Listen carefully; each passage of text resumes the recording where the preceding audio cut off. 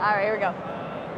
Hi, my name is Beth Hiley here for BTG, and I'm with Gordon Kalalia, and you've brought us Posthuman, which is a joint project between Mighty Box and Mr. B Games.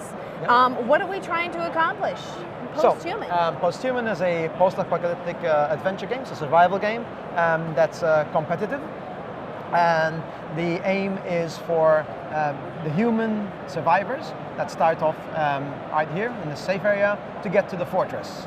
And the first human player to get there wins the game, unless one of them turns mutant along the way, and then they're trying to stop the human players from getting there. So the game starts off with players on the same side but competing, and as they travel, they get ambushed by mutants and humans, they get wounded by mutants, or if mutants psychically whisper to them to try and get them to change side.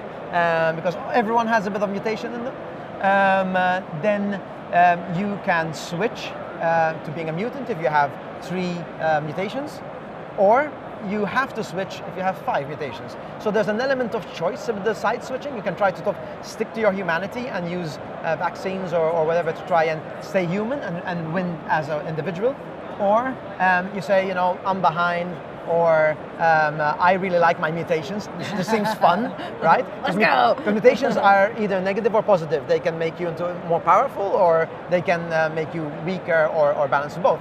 So we found players that really like that kind of game, and others who really want to win as an individual. And I think that cultural element comes in there in this game.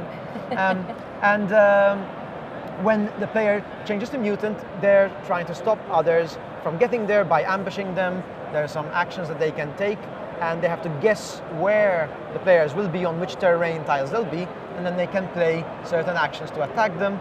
And if they manage to knock them out, and they'll turn them on their side, and then they're playing together.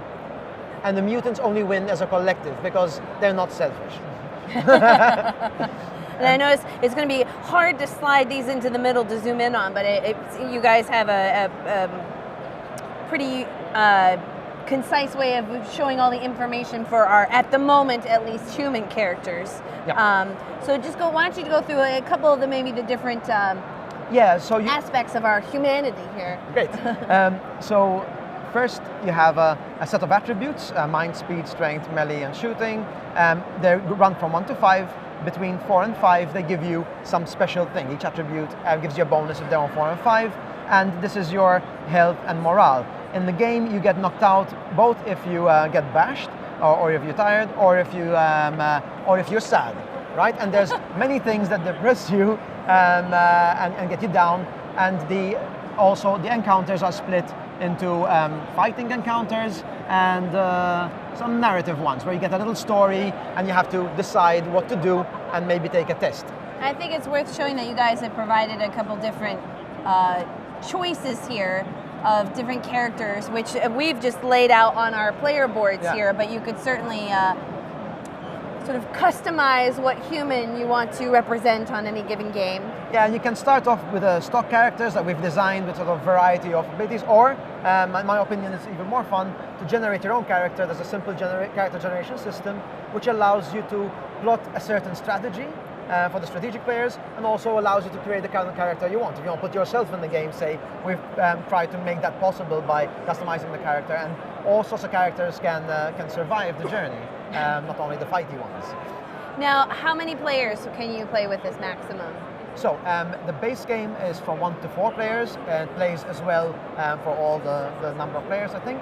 And the expansion adds 2 other players to that, so you can play up to 6 with the expansion. Is the expansion available now also, or is that coming? The expansion releases with the game, yes. Okay, and our Kickstarter backers had that included in their pledge. Fantastic. How long would a full game take? It's about 45 minutes per player.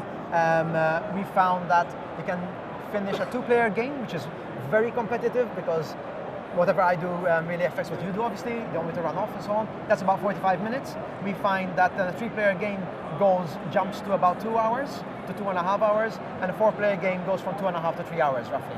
Well, Gordon, this looks thrilling and interesting and dark and possibly depressing, but still fun. Yeah. So thank you for bringing by your game, which is Posthuman.